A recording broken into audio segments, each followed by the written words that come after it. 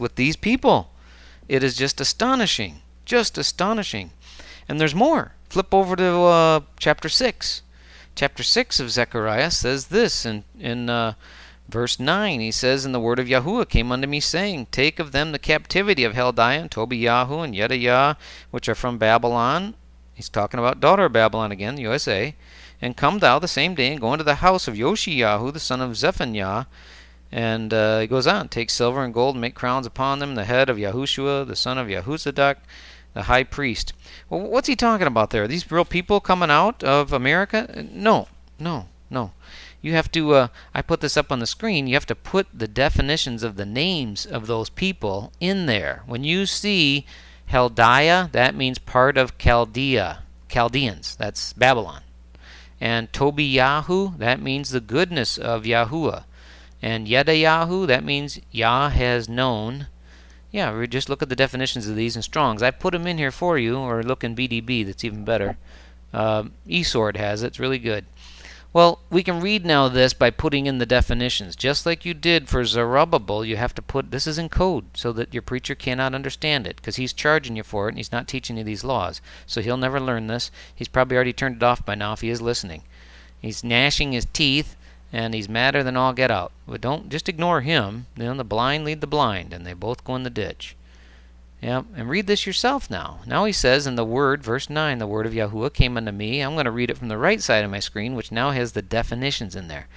"Take of them the captivity, even part of Chaldea, the goodness of Yahuwah, and those Yah has known, which are come from Babylon, and come thou the same day, and go into the house founded of Yahuwah, and the sons Yahuwah has secreted." This Zephaniah, oh yeah, I like this name, Zephaniah or Zephaniah.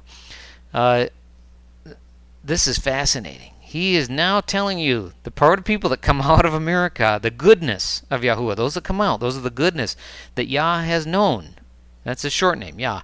That he has known, those are the ones from Babylon, he says right there, from Babylon, that go to the house founded of Yahuwah. Founded of Yahuwah, that's Yoshiyahu.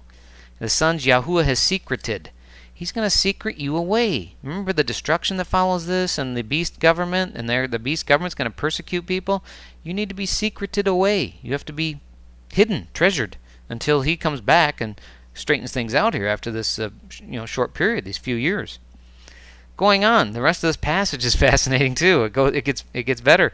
"Then take silver and gold," verse 11, "make crowns and set them upon the head of Yahushua, the son of Yahuzadak, the high priest." That might be Yahusha. Still studying the exact pronunciation of the son's name. I'm always open to correction from the word. You know, if you have something, if you just have a knee-jerk reaction, well, don't bother. Send me the word. And verse 12, "Speak unto him, saying, Thus speaketh Yahuwah of hosts, saying, Behold, the man whose name is the branch, and he shall grow up out of his space, and he shall build the temple of Yahuwah. Even he shall build the temple of Yahuwah, and he shall bear the glory, and shall sit and rule upon his throne." He's talking about the kingdom coming back. We're actually going to be back there in the kingdom, and when this law will be in full force and effect, it will be glory land. If you're looking forward to a glory land in some place where you wish it was, well, this is it. This is what you're looking forward to. "And he shall be a priest upon his throne, and the council of peace shall be between them both, and the crown shall be..." Now, here's what the average Joe reads that's not keeping this law.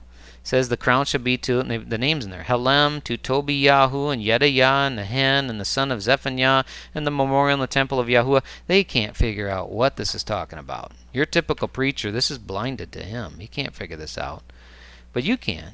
If you've repented and you're keeping these laws, you can figure it out. 14 says, "The crown shall be," we stick in the names, "the crown shall be strength and goodness to Yahuwah." Now use the BDB definition there. I think the other one says grace, but BDB has a better one. It's strength. "The crown shall be strength and goodness to Yahuwah, to those Yahuwah has known, and favor to the sons Yahuwah has secreted, for a memorial in the temple of Yahuwah." Do you catch that? That's just how much you're the apple of his eye. If you're keeping these laws, there's a spiritual war going on, and you need to be obedient and do what he tells you. He will secret you away. You will be secreted, treasured by him. Yeah, that's what you want. And if you're over there just snubbing your nose at all these laws and you think you can go on, well, I got to tell you, it's really going to go real bad for you. And 15, and they that are far off shall come and build in the temple of Yahuwah, and you shall know that Yahuwah of hosts has sent me unto you.